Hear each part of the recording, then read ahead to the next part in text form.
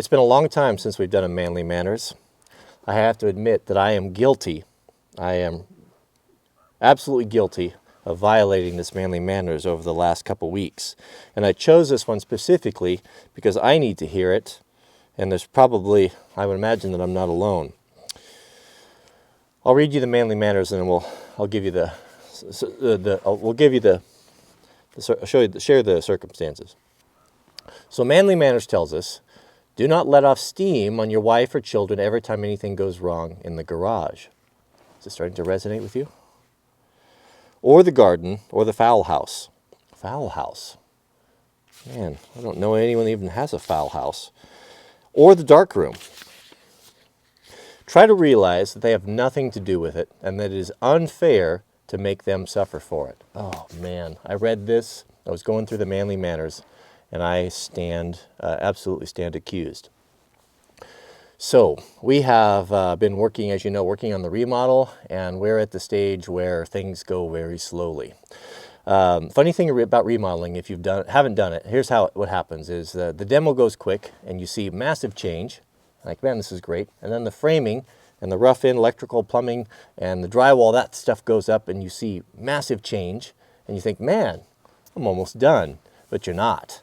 Because that's when the trudging, that's where the trudging, that's where the time-consuming things go on. All those little details, all those fiddly little things, 4 hours here, 6 hours here, that don't show, that you can't see, that are behind walls, or all these little things that just take forever to do, and then you can work for 2 weeks and walk into the room and it still looks the same. So that's kind of the way it is. So it is, it does get kind of frustrating. And, just there's so much to do, and on the homestead, there's lots of things that are being undone because I'm working on this, and so there's the pressure of that. There's the pressure to continue to produce and put up good videos for you guys daily, if possible, and then there's always that. And so when it gets to the point, I think for me, after I've been working for 12 hours or so, and I've got a piece of drywall up over my head, and the screw fell out of the screw gun, and I'm struggling and I'm suffering, and that's when I'm tested to my max as far as patience goes. And many times, and I have to keep apologizing for this, my wife or son will be there, I'll take my frustrations out on them, as if it was their fault that I cut the piece of drywall wrong and it won't fit up there, when they're only there trying to help me. By fuming and storming and ranting and getting angry and being mad, and oftentimes it's directed towards them when they had nothing to do with it. And it's a shame. I'm ashamed of it. It's happened to me so many times that I think you'd think that you'd get a grip on it, but it's when you find yourself under those pressures, that's what identifies your true character. It's easy to be kind to your wife when you're fed and happy and warm and lounging on your couch and nothing is wrong. That doesn't show you where your character is. Where your character comes in and where you see who you really are is when it's put under strain.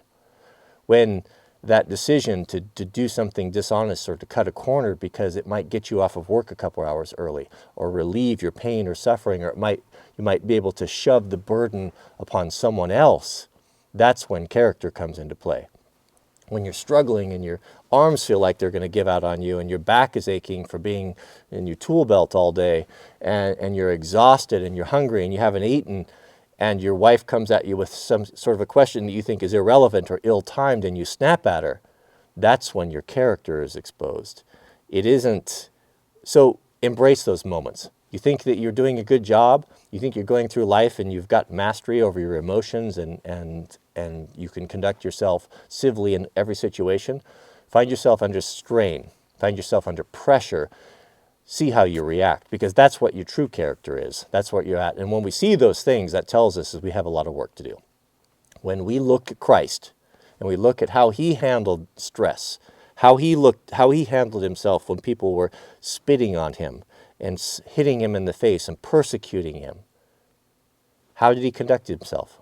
Did he get frustrated like we do? Did he retaliate on them? Did he lose his temper? No. He was serene. He was calm, reserved. He never lost his temper. He had the perfect character. And so that's why we have him. That's why God has given us that standard. That's why he came down here on earth to show us what true character looks like, what true grace and meekness and strength looks like. And when we contrast ourselves, we look how we behave in situations that are far easier to handle than anything that he had to go through. What that tells us is we got a lot of work. And we can't do it ourselves, but keep your eyes on Christ. That's our example. Not politicians, not teachers, not friends, not fathers, husbands, wives.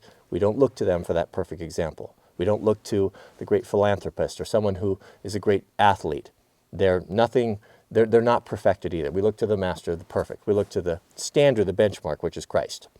And then we can see that's what keeps us humble. That's what keeps us from thinking that we are quite a fine fellow, or that we are superior or better than the guy on the street. I'll tell you what, when I was growing up in the city, I used to see those guys begging on the side of the road, with the street sign.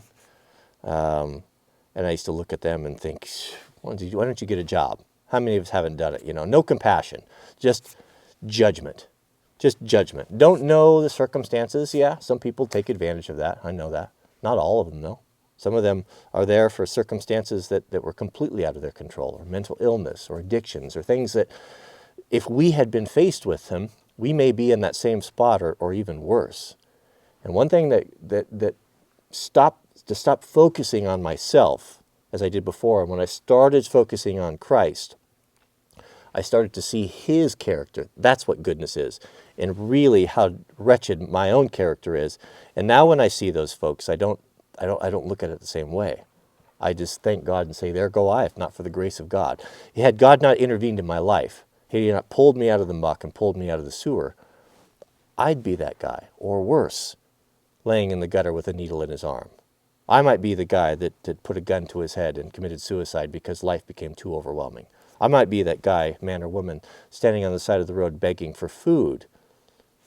So that's why it's so important to have that standard, and so important to keep our eyes focused on the bigger picture, I guess. So that's what Manly Matters. Thanks for watching. We'll see you guys on the next video.